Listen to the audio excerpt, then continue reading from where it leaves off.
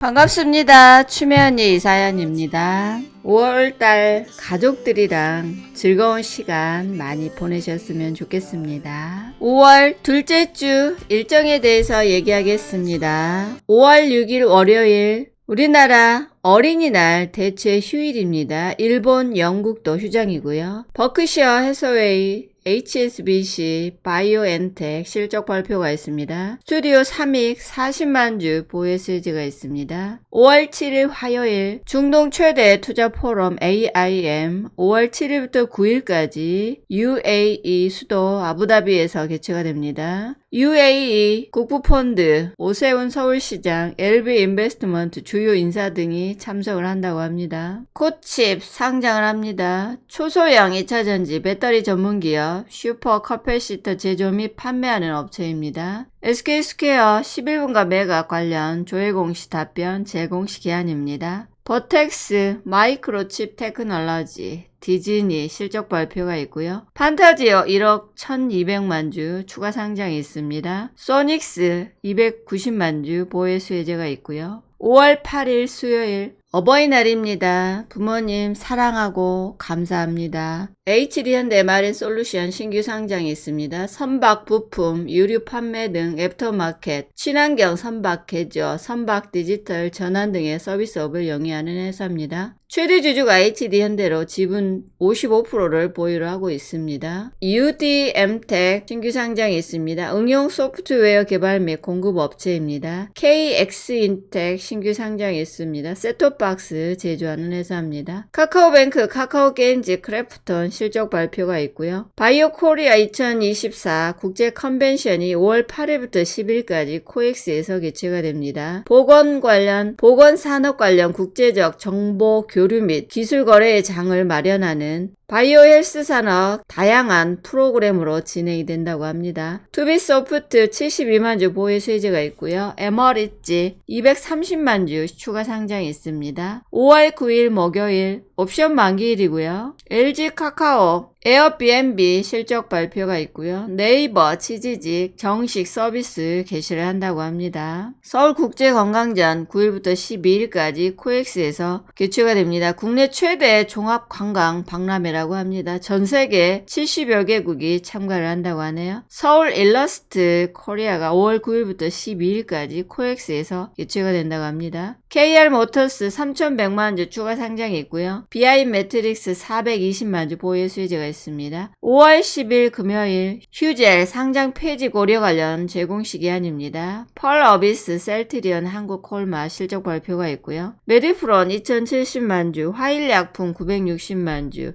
NK맥스 110만 주 추가 상장이 있습니다. 이번 주에는 5월 말일에 있는 미국 임상 종양학회 관련해서 얘기를 한번 해보겠습니다. 암 치료 및 연구 분야에서 중요한 국제적인 플랫폼으로 평가가 되고요. 올해 아스코에서는 3,200건 이상의 초록이 발표될 예정입니다. 작년 국내 15개사가 150건의 파트너링 미팅을 통해서 해외 네트워킹을 확장을 했고요. 글로벌 임상시험 수행 및 해외 오픈, 이노베이션 등의 후속 협의가 진행 중이라고 하네요. 보통 임상은 전 임상시험, 1상 임상, 2상 임상, 3상 임상 이렇게 진행이 됩니다. 보통 전임상 시험은 동물 실험 단계, 독성 실험, 동물 실험 등에서 유효성 등을 평가를 하고요. 임상 1상은 인체 대상 시험을 얘기를 합니다. 20명 이하의 소수 인원으로 진행을 하고요. 약물에 대한 독성이나 부작용이 없는지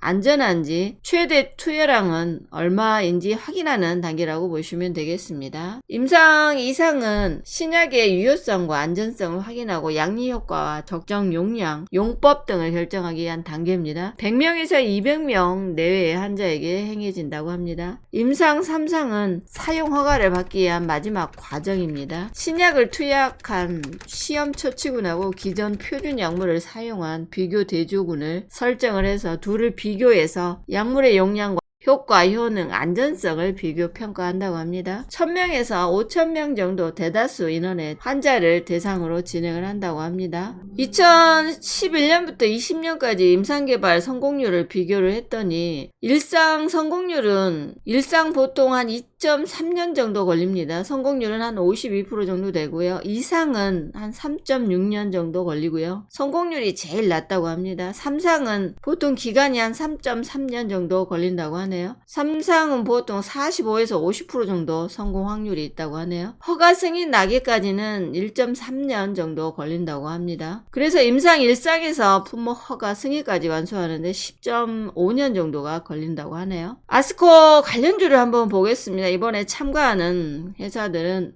HLB가 참가를 합니다. 간암치료제 리보세라닙과 캄렐리주마베 병역요법이 간암치료제 사상 최장의 환자 생존 기간을 보여 높은 효능 입증 결과를 발표한다고 합니다. FDA에 신약 허가 신청을 준비 중에 있고요. 전체 생존기간 중앙값이 22개월 정도 나오고 있다고 합니다. 간암 치료제 사상 처음으로 20개월을 넘어선다고 합니다. ABL 바이오 ABL503 이중 항체 항암제 임상 1상 연구 결과를 발표할 예정이라고 합니다. 리가캠과 공동 개발한 LCB71의 임상 결과도 공개할 예정이라고 합니다. 리가캠 바이오 ADC 항체 약물 접합체죠. 요거에 대한 항암제 임상 연구 발표할 예정이라고 합니다. 고형암 및 림프종 대상 LCB71의 임상 1A, B상 결과를 발표할 예정이라고 합니다. 유한양행 폐암 치료제 레이저 티닙의 병역요법 임상 3상의 분석 결과를 발표할 예정이라고 합니다. 렉나자와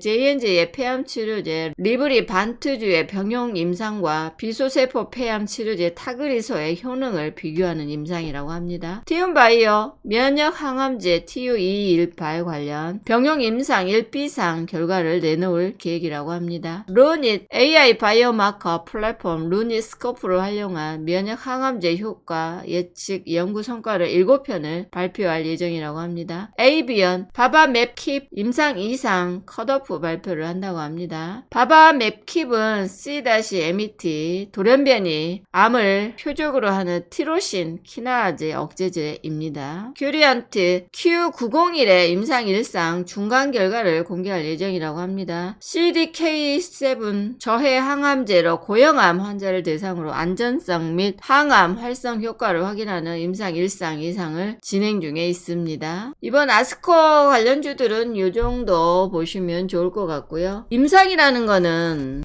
중단이 될 수도 있기 때문에 항상 신중하게 매매를 하시고요.